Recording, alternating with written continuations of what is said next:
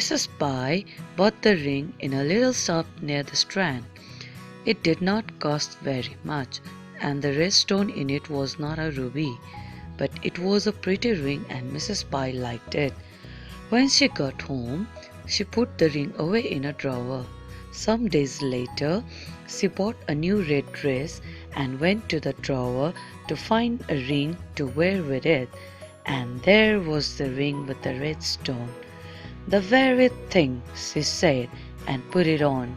It was on that day the strange things started to happen.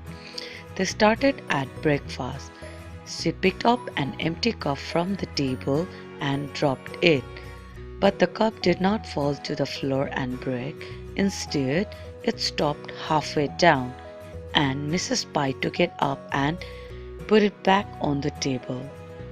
No one in the room saw it except Mrs. Pye, and she said nothing. The next day, other strange things happened. There was a bus stop near Mrs. Pye's house, and as she opened the front door, she saw a bus just starting. "Oh, there isn't another bus for half an hour," she said.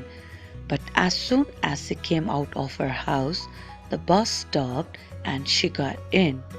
At once the bus moved on. That was very strange, she thought.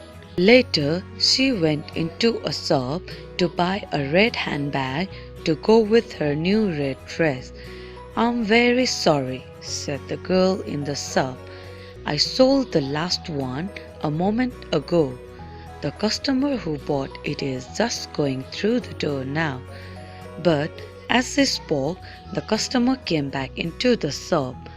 "I won't have this bag after all," she said, and gave it back to the girl.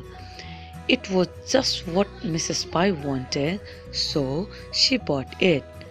All that day, wherever Mrs. Pye went, things happened just as she wanted. She left her umbrella in a restaurant, and the waitress ran after her with it. She was late for her bus back home, but the bus waited for her.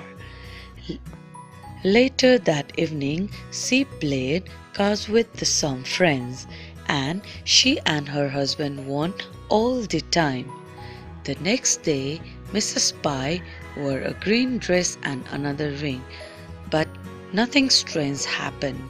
After that, whenever she wore the ring with the red stone, she was lucky and everything went just as she wanted. "It's the ring that is making me lucky," she told her husband. "It's a magic ring." Then one day she lost it. An old man came to the door and said he was hungry and thirsty. Mrs. Pye brought him into the house and gave him some sandwiches and a cup of tea. The ring with the red stone was on the table near the window. When the old man left, Mrs. Pye saw the ring was not there. With the ring went all her good luck. About a week later, Mrs. Pye saw the old man on High Street. He saw her at the same moment and ran across the road to get away from her. He ran in front of a bus and Mrs. Pye shouted, "Look out!" But the bus stopped until the man crossed and then went on. As he walked on, a big box fell out of the window of a tall building, but halfway down it stopped for a moment and the old man went on unhurt.